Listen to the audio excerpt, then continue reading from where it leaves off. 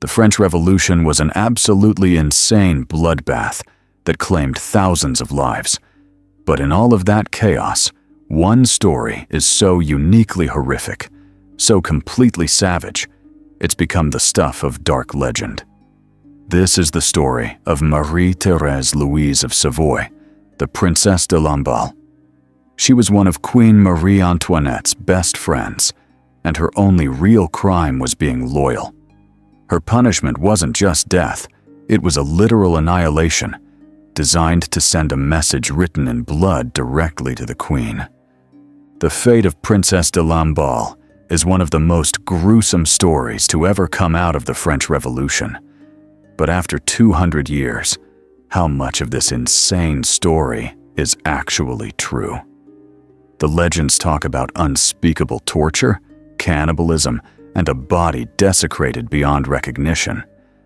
So today, we are going to break down the final terrifying hours of the princess, separating the 100% confirmed atrocities from the even crazier myths that have been built around her murder.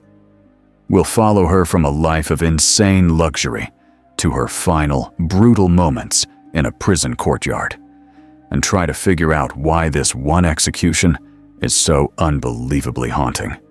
To understand how brutal her end was, you have to see the life she lived and the friendship that got her killed. Born in Italy in 1749, Marie-Thérèse was a literal princess. Her early life was super comfortable. At just 17, she married into the French royal circle, but the marriage was a total disaster. Her husband was a wild party animal, and he died just over a year later, leaving her a widow at only 18 years old. Devout and quiet, she tried to stay away from the crazy drama of the royal court. But that all changed in 1770, when a new girl arrived at Versailles, the young and super lonely Marie Antoinette. They instantly formed a deep friendship because they were both lonely inside the French court. Marie-Thérèse was older, and she was a genuine, sincere person, not like the schemers who usually surround royalty. For Marie Antoinette, Lamballe wasn't just some lady-in-waiting. She was a true friend. In 1774, Marie Antoinette became queen and immediately gave her friend the super powerful job of superintendent of her household.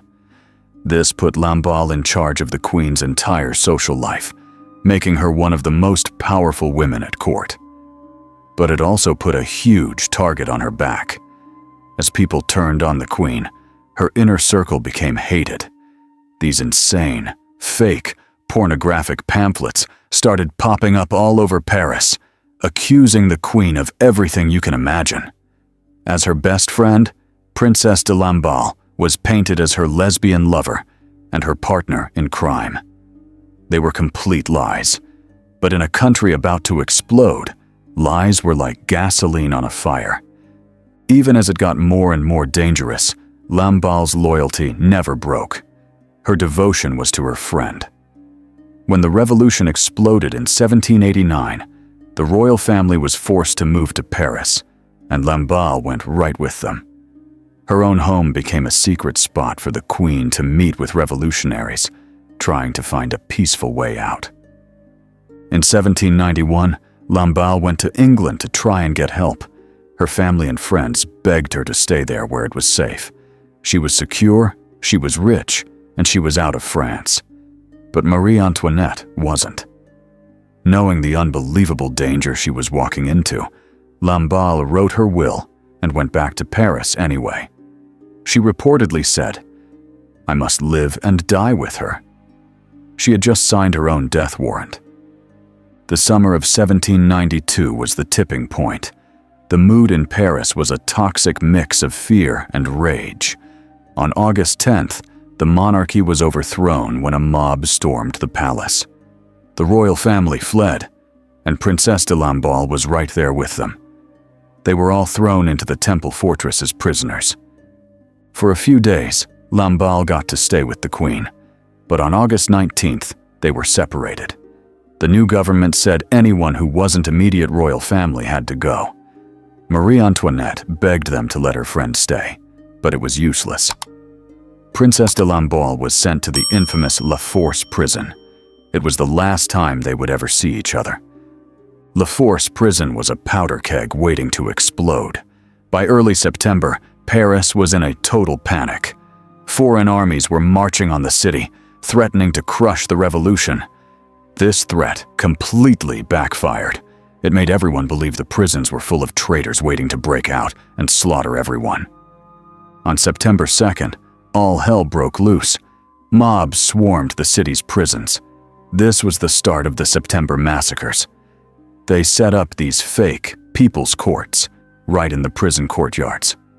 Prisoners were dragged out for a joke of a trial, sometimes lasting only a minute. A question was asked, a judgment was made, and the mob waiting outside carried out the sentence instantly. Over 5 days, up to 1,400 people were slaughtered. Inside La Force, Princess de Lamballe could hear the screams. She knew what was happening. Of the 200 women in La Force, most were actually saved. But the princess was different.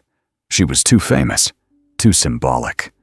To the mob, she was the queen's corruption. On the morning of September 3rd, 1792, they came for her. She was dragged before the tribunal. The judges, covered in blood, gave her a choice: swear an oath to liberty and equality. She said, readily to the former, but I cannot to the latter. It is not in my heart. Then they demanded she swear hatred to the king and queen. This was it. Her loyalty sealed her fate. She refused. Her last words were insane in their bravery.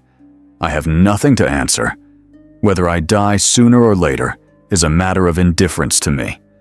I have made the sacrifice of my life. The judge gave the coded death sentence, élargissez, madame, or set the lady at liberty. But everyone knew what that meant. She was being released to the mob. 2 guards grabbed her and shoved her out the door into the courtyard. What happened next is one of history's most gruesome moments. What could possibly drive a crowd to not just kill someone, but to utterly destroy them? The scene outside was a literal nightmare. The courtyard was a slaughterhouse, littered with bodies and slick with blood. The mob was armed with pikes, sabers, anything they could find. The confirmed historical facts are brutal enough. As soon as she was pushed out, she was attacked.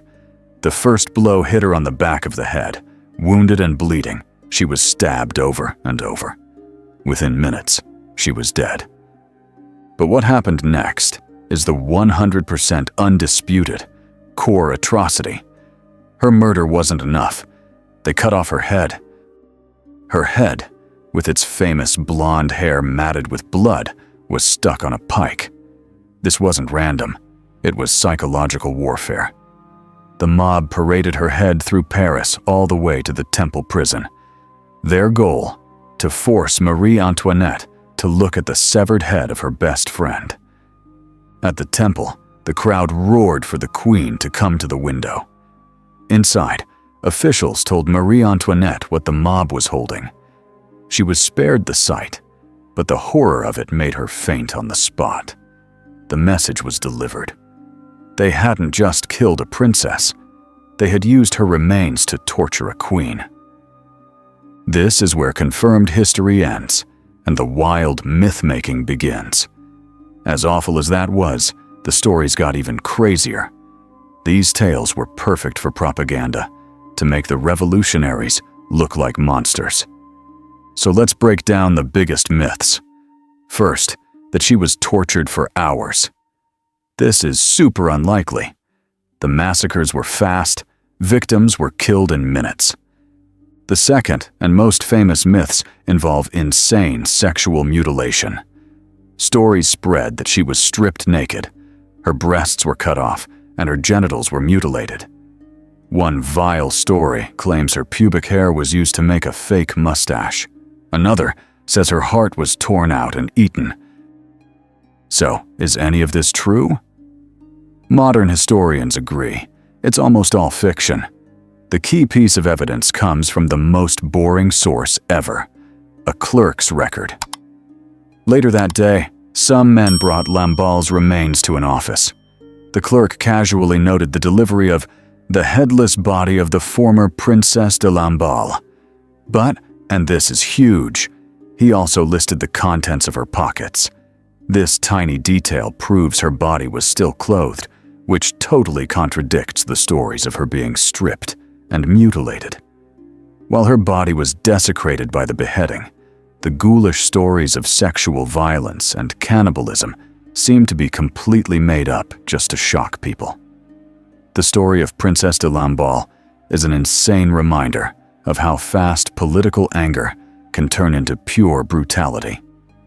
If you find these deep dives into the darkest parts of history compelling, let us know by smashing that like button, dropping a comment with your thoughts, and subscribing for more videos that separate historical fact from fiction. What happened to the Princess de Lamballe wasn't a state execution.